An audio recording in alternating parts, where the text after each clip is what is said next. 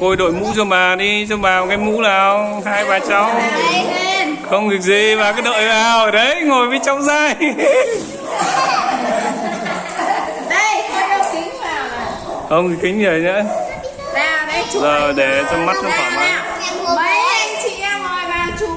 Nào, ngồi vào đây để chụp ảnh nào. Khánh Nhi ngồi vào. Bông với này pin ngồi về kia. Để Khánh Nhi ngồi vào với bà.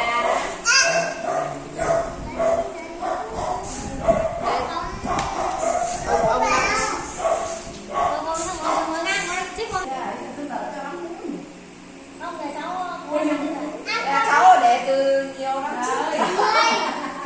Wow, chúc mừng sinh nhật anh Khôi nào.